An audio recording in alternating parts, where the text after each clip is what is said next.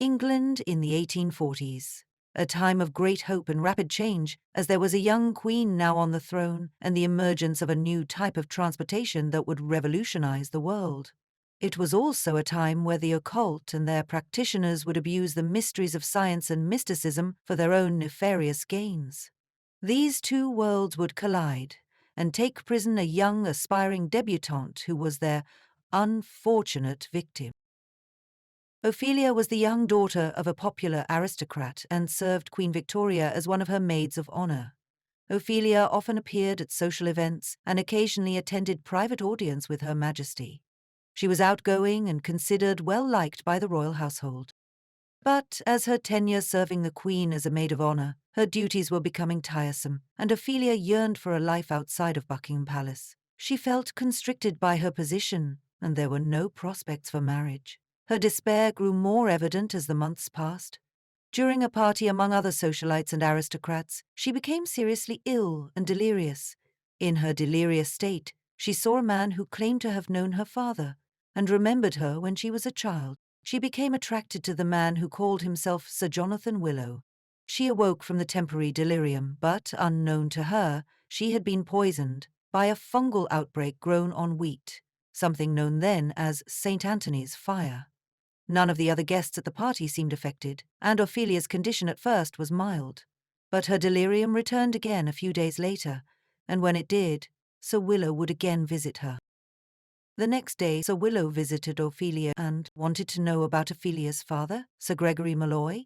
He confided to her that Molloy had a debt to pay to him, and if Ophelia would help him recover that debt. They continued to talk for another hour, and when Willow ended his visit, he promised to meet her again. When Ophelia recovered from her trance-like state, she was unsure about the existence of Willow. At a costume ball, hosted by the Queen and Prince Albert, Ophelia disguised with a wig and a silver mask.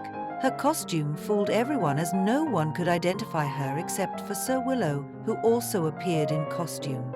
She found herself dancing with Willow, even as the other party attendees laughed at the sight of her dancing alone.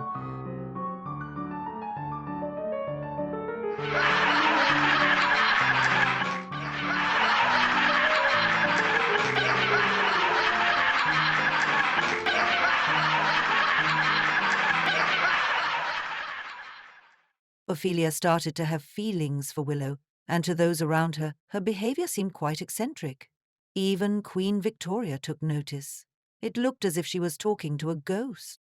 One day, Willow confided to Ophelia that he was indeed a ghost who was killed many years ago. He wanted her to help him in avenging his death. Ophelia was completely entranced by Willow's presence and would do anything for him. She asked him who had murdered him, and Willow told her it was her father.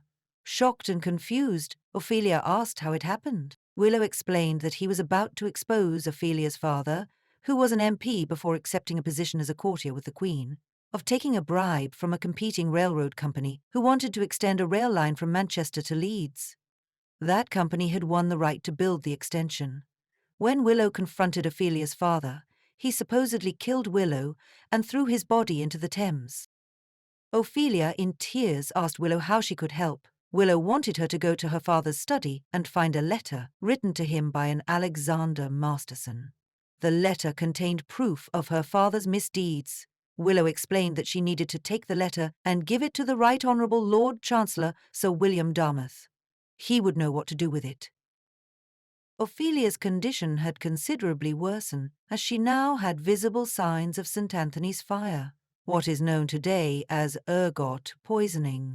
She struggled to walk with her advancing gangrene, a symptom of the disease. She entered her father's study at a time she knew he would not be there and hurriedly rifled through his papers looking for the letter from Masterson. She finally located it and hurried to the office of the Lord Chancellor. As she was leaving her father's residence at Buckingham Palace, she was met by the Mistress of the Robes, Queen Victoria's most senior lady, ranking above all ladies in waiting. The head mistress asked Ophelia what she was doing, coming from her father's residence. Ophelia began to recite the instructions given to her by Willow, that she was to find a letter from Alexander Masterson and deliver it to the Lord Chancellor. The head mistress was perplexed by Ophelia's response, but was astonished that Ophelia kept repeating the same sentence about finding and delivering the letter to the Lord Chancellor. The headmistress called out to have Sir Malloy found, and to come at once to his residence. The palace guards were called out to secure the palace. When Malloy arrived to find his daughter in a catatonic state, he asked her who told her to retrieve the letter. Ophelia struggled to speak and collapsed from her weakened state. "This is the work of Masterson," Malloy confided to the headmistress.